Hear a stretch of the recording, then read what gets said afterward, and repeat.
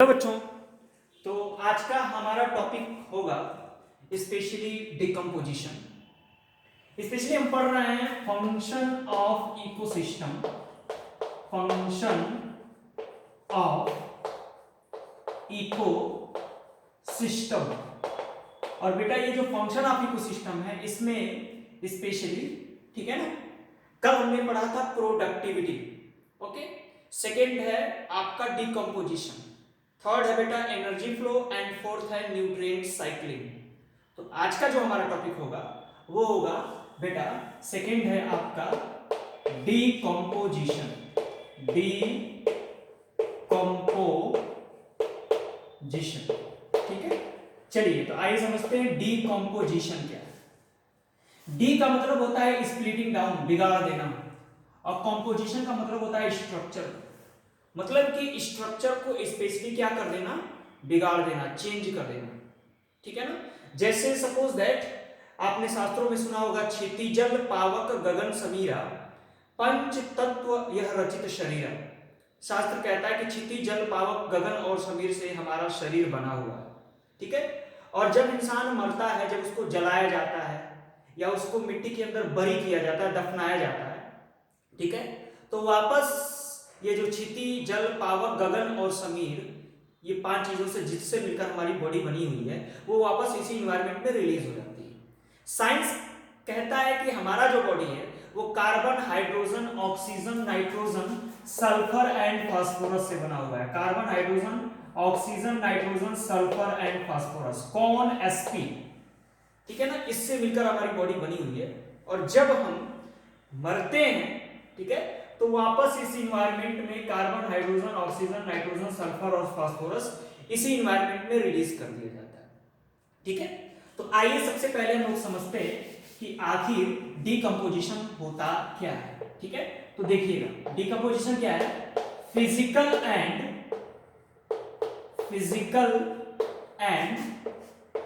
Chemical breakdown of, physical and chemical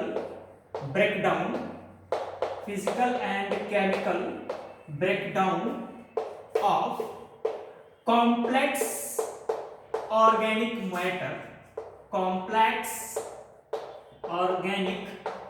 matter into simplest inorganic form, ठीक है। तो जब कभी भी जो कॉम्प्लेक्स ऑर्गेनिक मैटर है इसको कन्वर्ट कर दिया जाए सिंपलेस्ट इनऑर्गेनिक फॉर्म में, ठीक है। तो बेटा इसी प्रक्रिया को हम लोग डीकम्पोजिशन बोलते हैं। क्या बोलते हैं? स्पेशली इसे प्रोसेस को हम लोग डीकम्पोजिशन कहते हैं। तो बेटा अभी हम लोग पढ़ेंगे specially freshly deposited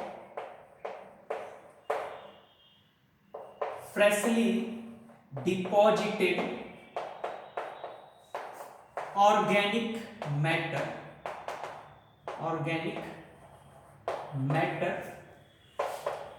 to form litter। तो सिंपल सा फंडा है कि स्पेशली मान लो एक बड़ा सा पेड़ है, ठीक है, तो उस बड़े से पेड़ से स्पेशली उसकी पत्तियां, उसके फूल, ठीक है, उसके बाग्स, ये सारे पार्ट उस पेड़ से टूट टूट कर जमीन पर गिरते रहते हैं। तो इस प्रकार से जो मैटर इकट्ठा होता है बेटा, इसी को हम लोग लिटर बोलते हैं। लिटर का मीन्स क्या होता है? तो स्पेशली हम कह सकते हैं freshly deposited organic matter to form raw material, ठीक है ना, टू फॉर्म लिटर या रॉ मटेरियल, बेटा इसी को हम लोग कहते हैं लिटर। अब जरा ध्यान दीजिएगा, स्पेशली ये जो लिटर होता है वो दो प्रकार का होता है, अबव ग्राउंड और बिलो ग्राउंड डेट्राइटस। ये जो लिटर होता है ये दो प्रकार का होता है, अबव ग्राउंड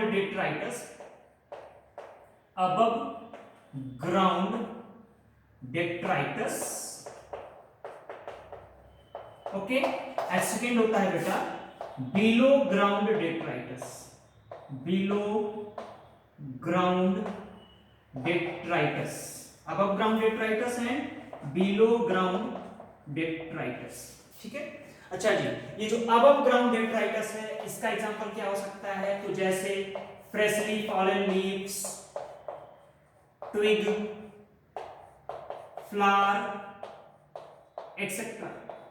ये जो चीजें स्पेशली पेड़ से पत्तियां गिरा, ट्विग गिरा, फूल गिरा, उसका बार्क नीचे की तरफ आया, ठीक है, तो जो भी जमीन के ऊपर पहली लेयर बनेगी वो अबव ग्राउंड डेट्राइटस या लिटर कहलाता है, ठीक है। सपोज दैट मान लो कोई जीव मर गया, मान लो कोई डॉगी है, कोई कुत्ता है, ठीक है ना, वो मरा हुआ है, ठीक है, तो उसकी बॉडी का जो फ्रेगमेंटेशन होगा अभी हम लोग डिटेल पढ़ेंगे, ठीक है।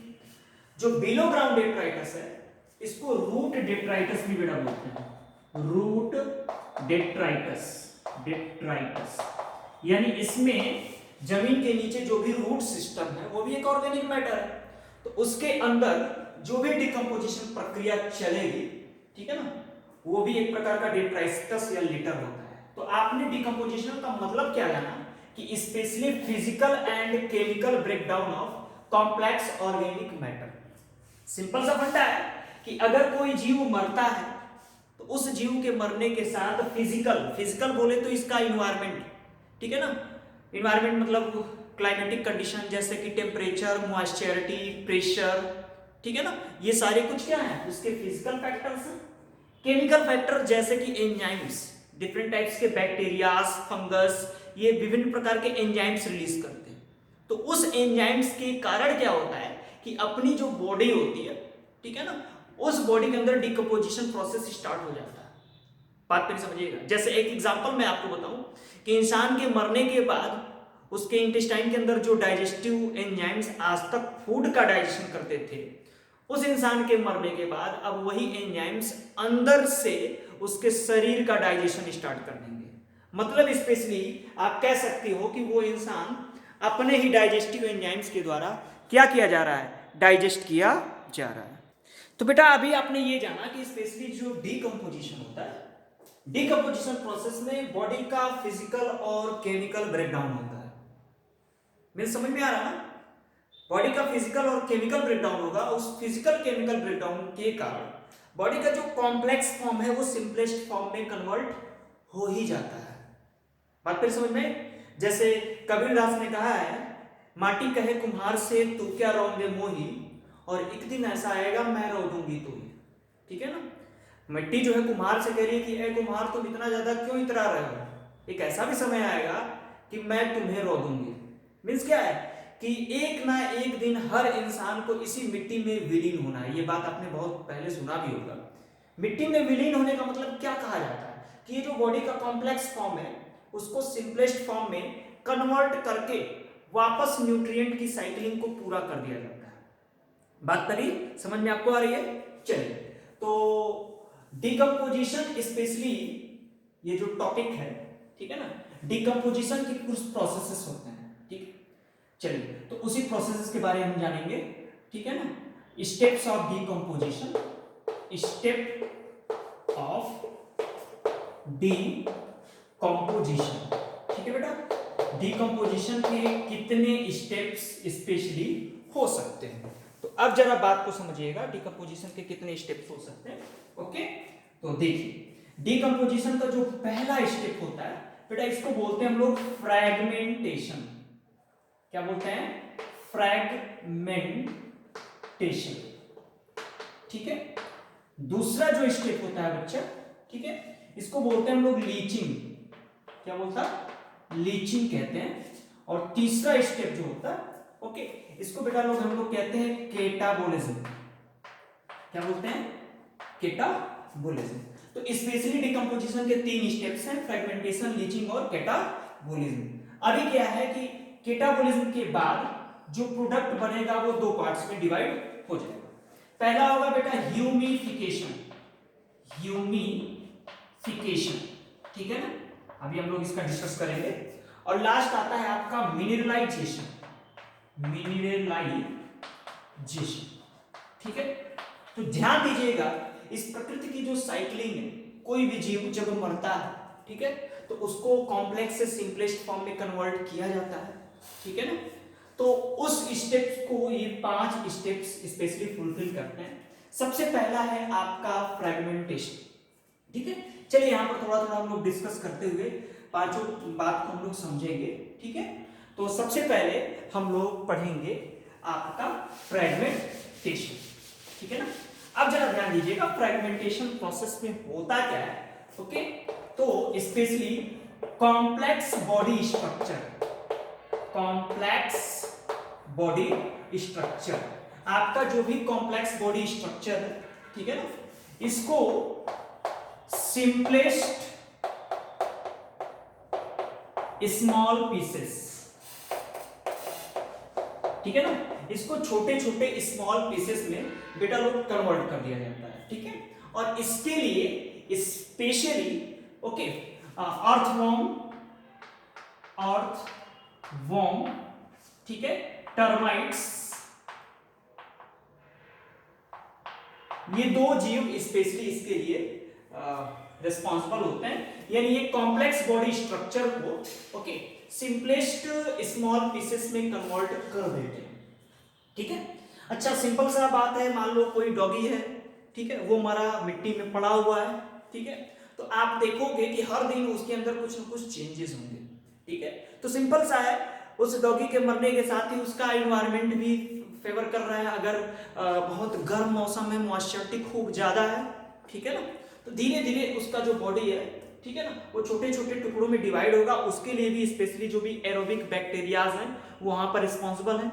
साथ ही साथ खूब छोटे छोटे जीव उसके बॉडी के अंदर आपको देखने को मिल सकता है, मक्खियों के लार्वा, अंडे, सब कुछ देखने को मिल सकते हैं। मतलब सभी उससे अपना एक जीवन यापन कर रहे हैं, उससे न्यूट्रिशन लेने का काम कर रहे हैं, ठीक है।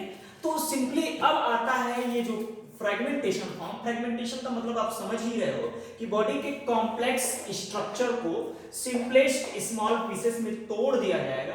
और इसके लिए स्पेशली कौन जिम्मेदार होगा? अर्थवॉर्म और टर्माइट्स, ये जो दो जीव होते हैं इस क्रियाकलाप के लिए रिस्पॉन्सिबल होते हैं, ठीक है ना। सिंपली जो भी डेट्रीवोर्स होते हैं बेटा, इनको डेट्रीवोर्स कहते हैं, ठीक है ना। डेट्रीवोर्स जैसा कि अर्थवॉर्म है, टर्माइट्स है, ये क्या करेंगे? इन सारे कॉम्प्लेक्स स्ट्रक्चर्स को फीड करेंगे, मिट्टी के साथ इन सारे स्ट्रक्चर्स को फीड करेंगे, ठीक है ना। और फीड करने के बाद ओके, मान लो आपने लिखा डेट्रीवोर्स। डेट्रीवोर्स कौन होते हैं? जो स्पेशली डेट्राइटस या सड़े गले चीजों से अपना न्यूट्रिशन लेते हैं, ठीक है ना। तो जो डेट्रीवोर्स है जैसे कि अर्थवॉर्म या ये टर्माइट, ये फीड करेगा इन चीजों को, और फीड करने के बाद उसका जो फीकस होगा, फीकल मैटर,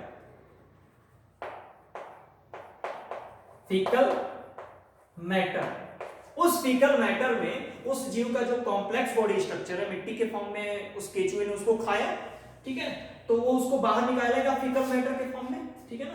तो ये क्या होगा? पल्वेराइज्ड फॉर्म है। मतलब एक तरह कह सकते हो कि स्पेशली अर्थवॉर्म ने, टर्माइट्स ने कॉम्प्लेक्स बॉडी स्ट्रक्चर को खा करके उसको सिंपलेस्ट फॉर्म में क्या कर दिया है? कन्वर्ट कर दिया है। तो इस प्रकार से आपने ये जाना कि स्पेशली जो फ्रेगमेंटेशन प्रक्रिया है, फ्रेगमेंटेशन प्रक्रिया में बॉडी का जो कॉम्प्लेक्स स्ट्रक्चर है इसको सिंपलेस्ट फॉर्म में कन्वर्ट कर दिया जाता है। दूसरी हेडिंग जरा समझिएगा। फ्रेगमेंटेशन के बाद जस्ट हम लोग पढ़ेंगे लीचिंग, ठीक है ना। लीचिंग का सिंपल सा एक फंडा है कि अभी आपने कहा कि जो कॉम्प्लेक्स फॉर्म था बॉडी का, कॉम्प्लेक्स बॉडी, ठीक है, ये किस में टूट गया? स्मॉल पीसेस में टूटा, ठीक है। अब आप बताइए जो स्मॉल पीसेस में टूटा है, अगर बारिश होगी तो बारिश के साथ ये जो स्मॉल पीसेस हैं बॉडी का, जो टुकड़े हैं, वो बारिश के साथ छनते हुए कहां जाएंगे? जमीन के आंतरिक हिस्सों में चले जाएंगे। तो लीचिंग का मतलब आप लोग कहोगे movement of small organic components, small organic component बोले तो small pieces of body, small pieces, ठीक है ना, या आप ऑर्गेनिक कंपोनेंट्स भी कह सकते हो, यहां पर मैंने लिखा है, ठीक है ना। तो movement of small organic components, okay, into deeper soil layer with the help of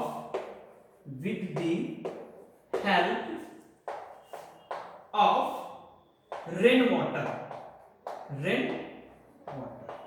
तो सिंपली जो स्मॉल पीसेस या इस सिंपलेस्ट ऑर्गेनिक कंपोनेंट्स हैं, वो बारिश की बूंदों के साथ मिट्टी के गहरे रीजन में जाने लगते हैं, ठीक है। और बेटा इसी प्रक्रिया को हम लोग लीचिंग कहते हैं, यानी movement of simplest organic component into deeper soil layer with the help of rain water, ठीक है। अब जरा समझिएगा, लीचिंग के बाद जस्ट हमारा तीसरा हेडिंग आता है आपका कैटाबोलिज्म। क्या आता है? कैटाबोलिज्म। अब कैटाबोलिज्म में क्या होगा, तो सिंपली समझ सकते हो कैटाबोलिज्म एक डिस्ट्रक्टिव प्रोसेस है, फिजिक्स केमिस्ट्री में आपने सुना होगा। तो कैटाबोलिज्म प्रक्रिया में क्या होगी कि जो आप कह सकते हो कि सिंपलेस्ट ऑर्गेनिक मटेरियल, जो भी सिंपलेस्ट ऑर्गेनिक मटेरियल है, ठीक है बेटा, सिंपलेस्ट ऑर्गेनिक मटेरियल, इसको क्या कर दिया जाता है, सिंपलेस्ट इनऑर्गेनिक कंपोनेंट में कन्वर्ट करने की कोशिश की जाती है। और इसके लिए स्पेशली कौन जिम्मेदार होंगे, एरोबिक बैक्टीरिया जिम्मेदार होंगे, यानी इसके लिए बैक्टीरिया एंड फंगस, ये दो ऐसे कंपोनेंट हैं, बैक्टीरिया और फंगस, जो कैटाबोलिज्म प्रक्रिया में क्या करते हैं कि सिंपलेस्ट जो ऑर्गेनिक मैटर है उसको स्पेशली किसमें कन्वर्ट कर देते हैं, सिंपलेस्ट इनऑर्गेनिक कंपोनेंट्स में कन्वर्ट कर देते हैं। तो बेटा इसी प्रक्रिया को स्पेशली हम लोग कैटाबोलिज्म कहते हैं। और बेटा इस जो कैटाबोलिज्म प्रोसेस है, इसमें ये जो बैक्टीरिया और फंगस होते हैं, ठीक है ना, इनके द्वारा डाइजेस्टिव एंजाइम रिलीज किए जाते हैं, डाइजेस्टिव एंजाइम। और यही डाइजेस्टिव एंजाइम, ठीक है ना, जो सिंपलेस्ट ऑर्गेनिक मैटर्स है उसको सिंपलेस्ट इनऑर्गेनिक कंपोनेंट्स में तोड़ने का काम करते हैं, ठीक है। चलिए, तो अब ये जो कैटाबोलिज्म हुआ, इस कैटाबोलिज्म से दो चीजें हमको देखने को मिलेंगी। पहला हमारा होगा ह्यूमिफिकेशन, पहला स्टेप हमारा प्रोसेस करेगा ह्यूमिफिकेशन। ह्यूमिफिकेशन का मतलब होता है प्रोडक्शन ऑफ ह्यूमस, एंड दूसरा होता है मिनरलाइजेशन। तो स्पेशली ये दो प्रोसेसेस को अभी हम लोग यहाँ पर पढ़ेंगे। तो बेटा डिकम्पोजिशन में नेक्स्ट स्टेप अभी हम लोग ने पढ़ा, तो अभी हम लोग देखेंगे ह्यूमिफिकेशन। आइए पहले समझते हैं ह्यूमिफिकेशन क्या है। ह्यूमिफिकेशन का मतलब होता है synthesis of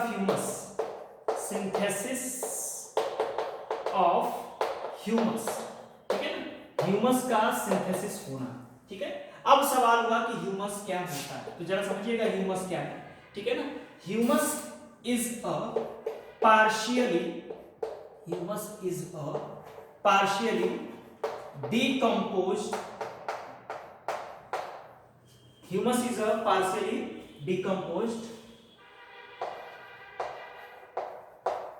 organic matter. Humus क्या है, पार्शियली डिकम्पोज्ड एक ऑर्गेनिक मैटर है, ठीक है ना। अगली बात क्या है, अ डार्क कलर्ड, ठीक है ना, और डार्क कलर्ड एमॉर्फस, और डार्क कलर गाढ़े कलर का, एमॉर्फस क्रिस्टलाइज, ठीक है ना, slightly acidic colloidal structure, slightly acidic, और बेटा क्या है ये, कोलोइडल स्ट्रक्चर है, ठीक है ना। चलिए अगली बात जानते हैं कि स्पेशली ये जो ह्यूमस है, ठीक है ना, इसकी अगली क्वालिटी क्या होती है। तो which are to nutritious plants, nutritious for plants, ये प्लांट्स के लिए बहुत ही ज्यादा क्या होता है, न्यूट्रिशियस होता है। और अगली बात बेटा हम लोग बताते हैं इसमें और क्या क्या चीजें होती हैं। तो इसमें एज लाइक सेल्यूलोज, ठीक है ना, क्यूटीन, ठीक है ना, लिग्निन, टैनिन, रेजिन, ठीक है। तो ये बेटा सारे कंपोनेंट्स इसके अंदर पाए जाते हैं, consist of cellulose, cutin, lignin, tannin, resin, ये सारे कंपोनेंट इस ह्यूमस के अंदर स्पेशली आपको देखने को मिलता है, ठीक है ना। तो ये हो गया बेटा ह्यूमस, ठीक है ना। ह्यूमस क्या है, रिजर्वायर है, डिफरेंट टाइप्स का जो न्यूट्रिएंट्स है उसका बहुत ही शानदार ये रिजर्वायर होता है। अब बेटा दूसरी तरफ अभी मैंने आपको बताया, एक तरफ ह्यूमस का फॉर्मेशन होगा और दूसरी तरफ मिनरलाइजेशन,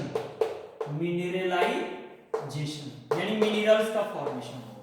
यानी कुछ वक्त पहले मैंने आपको बताया था फ्रेगमेंटेशन, फ्रेगमेंटेशन के बाद मैंने आपको बताया था लीचिंग, लीचिंग के बाद मैंने आपको बताया था कैटाबोलिज्म, कैटाबोलिज्म में मैंने आपको बताया था कैटाबोलिज्म के द्वारा एक तरफ आपका क्या होता है, ह्यूमिफिकेशन होता है और दूसरी तरफ मिनरलाइजेशन। तो ह्यूमिफिकेशन में आपने देखा कि जो स्पेशली एक तरह से ह्यूमिफिकेशन के बाद भी मिनरलाइजेशन होता है, क्योंकि आपने देखा था कि जो ह्यूमिफिकेशन है ये पार्शियली डिकम्पोज मैटर, अभी ये पूरी तरह से डिकम्पोज हुआ नहीं है, पूरी तरह से अपनी यूनिट में टूटा नहीं है। तो यहां पर क्या होगा, मिनरलाइजेशन में formation of minerals, formation of minerals. तो यहां पर कई तरह के मिनरल्स का फॉर्मेशन होगा, जैसे कार्बन डाइऑक्साइड, वाटर, ठीक है ना, वेरियस मिनरल्स, साल्ट्स, आयंस। तो बेटा ये सारी चीजों का फॉर्मेशन होता है। एक तरह से हमने ये जान लिया कि डिकम्पोजिशन प्रक्रिया में जो कॉम्प्लेक्स बॉडी स्ट्रक्चर था जिसमें ढेर सारे ऑर्गेनिक मैटर पाए जाते थे, उस ऑर्गेनिक मैटर को वापस किसमें कन्वर्ट कर दिया गया, वापस मिनरल्स के फॉर्म में कन्वर्ट कर दिया गया। तो बेटा इस टॉपिक का लास्ट टॉपिक हम लोग पढ़ लेते हैं कि आखिर डिकम्पोजिशन जो प्रकृति के अंदर चल रही है उस डिकम्पोजिशन को प्रभावित करने वाले कौन कौन से फैक्टर होते हैं। तो सबसे पहला फैक्टर हमारा होता है केमिकल नेचर ऑफ डेट्राइटस।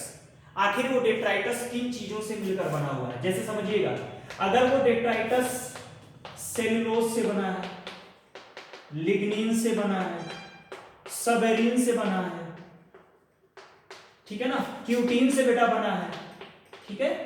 तो ये सारे प्लांट प्रोडक्ट्स हैं और इनका डिकम्पोजिशन बहुत ही स्लो गति से होता है, बहुत धीरे धीरे इनका डिकम्पोजिशन आपको देखने को मिलेगा। लेकिन अगर वो डेट्राइटस जिसमें कार्बोहाइड्रेट फूड है, कार्बोहाइड्रेट है, प्रोटीन, बेटा न्यूक्लिक एसिड है, ठीक है ना, न्यूक्लिक एसिड, तो इसका डिकम्पोजिशन बहुत फास्ट होगा, कम समय में डिकम्पोजिशन हो जाएगा। जबकि सेलुलोज, लिग्निन, सबेरिन, क्यूटीन, ये जो प्लांट प्रोडक्ट्स हैं अगर ये वहां पर प्रेजेंट होंगे तो डिकम्पोजिशन रेट बहुत स्लो हो जाएगा, ठीक है। दूसरी बात करते हैं ऑक्सीजन की अवेलेबिलिटी। ऑक्सीजन जितना बढ़िया रहेगा मीडियम में, डिकम्पोजिशन उतना ही फास्ट होगा। मतलब अगर आप किसी डॉगी को मार करके और एक बंद कमरे में बंद कर दो जहां ऑक्सीजन की अवेलेबिलिटी कम हो, तो वो डॉगी जहां 1 महीने में डिकम्पोज होने वाला रहेगा, सड़ने वाला होगा, वो 3 महीने में सड़ेगा। सिंपल सा फंडा है। तो ऑक्सीजन की अवेलेबिलिटी, क्योंकि जो एरोबिक बैक्टीरियाज हैं वो भी क्या है, कैटाबोलिज्म प्रक्रिया के द्वारा डिफरेंट टाइप्स के एंजाइम रिलीज करते हैं। इसके अलावा सॉइल का पीएच, बेटा एक बात और ध्यान देना कि सॉइल का पीएच या तो न्यूट्रल हो, क्या हो, या तो न्यूट्रल हो और या तो स्लाइटली बेसिक हो, स्लाइटली बेसिक हो। तो ये माना जाता है कि जो सॉइल का पीएच अगर न्यूट्रल या स्लाइटली बेसिक है तो डिकम्पोजिशन रेट फास्ट होगा, सिंपल समझिएगा। लेकिन अगर मिट्टी का पीएच जो है एसिडिक हो जाए, ठीक है ना, तो वहां पर डिकम्पोजिशन का रेट फिर से डाउन हो जाएगा। अगली बात करते हैं टेम्परेचर की। टेम्परेचर अगर 20-25 डिग्री सेल्सियस के करीब है, मैक्सिमम 30 तक है, तो आपका डिकम्पोजिशन बड़े अच्छे से फास्ट होगा। लेकिन जैसे ही टेम्परेचर, ठीक है ना, बिलो 15 जाता है, 50 डिग्री सेल्सियस 15 से नीचे जैसे ही जाएगा, डिकम्पोजिशन रेट वापस स्लो हो जाएगा। क्योंकि आपको पता है जब ठंडक आएगी तो वहां पर बहुत सारे बैक्टीरियाज या जो भी फंगस हैं वो काफी इनएक्टिव हो जाते हैं। इसके अलावा मॉइस्चरिटी, ठीक है ना, अगर मिट्टी के अंदर या वातावरण में आपके मॉइस्चरिटी या नमी अच्छे से है तो डिकम्पोजिशन रेट फास्ट हो जाता है, ठीक है ना।